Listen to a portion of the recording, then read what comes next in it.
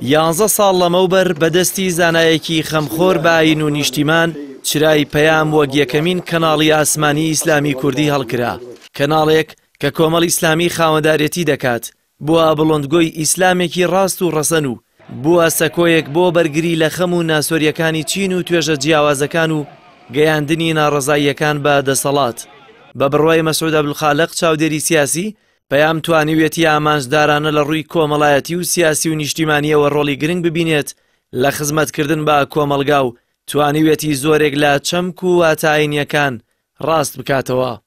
خۆ لە کوردستان ئێمە پێویستمان بە ئەعلامێک بوو کە ناوی ئەعلامی هادفە، یعنی بینا بکە لە قۆناغی ئینتیقالی. ئێمە زۆر زەرە لە ئەعلامی لیبرالی دەکەین، ئەوی کە بێ زەبط و ڕەبط و هەموو جۆرە خەبەرێک بڵاو دەکاتەوە. ئەعلام نابی بێ هەدەفی.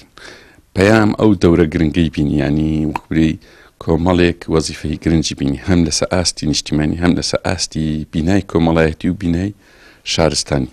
و دەورێکی زۆریشی هەبوو لە تەصحیحی مەفاهیم. هەر لەبەرەوەش دەبینین زۆر مەفاهیم هەبوو لە ناو ئیسلامیەکان بە هەڵەتدا چوو، دەورێکی گرنگینی بۆ ڕاستکردنەوەی. و باشترین بەڵگەشت لەوەی کە سەرکەوتوو بووە دەنجی کۆمەڵی ئیسلامی زیادی کردو لە ناو ئیسلامیەکان بە پێچەوانەوە ئیسلامیەکان لە زۆربەی جێی لە قەیران دابووینە بە مەسروفێکی کەم بە ئیمکانیەتێکی کەم دەنجی زیادی کرد. بەشێکی زۆر دەگەڕێتەوە لە بۆ ئەو تەوەجوهەی پەیام.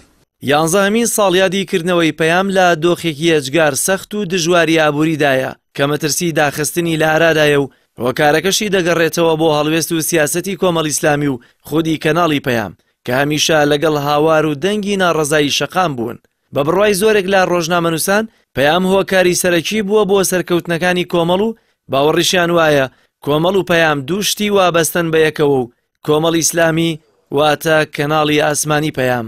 هەوڵی داوە ئەو دەنگی ناڕەزاییانەی کە لە شەقام هەیە و ئەو فەزایی کە ناو بواری سیاسی و کۆمەڵایەتی و ئابووری لە هەرێمی کوردستانە گرتوتەوە، ئەوەی بە شێوەیەک لە شێوەکان توانیوێتی تەوزیفی بکە بۆ سەربوتاری سیاسی کۆمەڵی ئیسلامی و لەم چوارچێوەیشە توانیوێتی بە جۆرێک لە جۆرەکان ببێتە کارتێکی گوشار بەسەر دەسەڵاتی سیاسیەوە، واتە لایەنی سیاسی و لایەنەی ئەعلامیەکەی بە شێوەیەکی گشتی تێکەڵاو کردووە و توانێتی لەو ڕێگەیەوە هەم خزمەت بە بواری خزمەت بە حیزبەکەی خۆی بگەێنێ و لە هەمان کاتیشا توانیوێتی ببێتە کارتێکی گوشار لەسەر دەسەڵاتی سیاسی بەبێ بوونی لایەنی مادی و پاڵپشتی مادی بەهێز.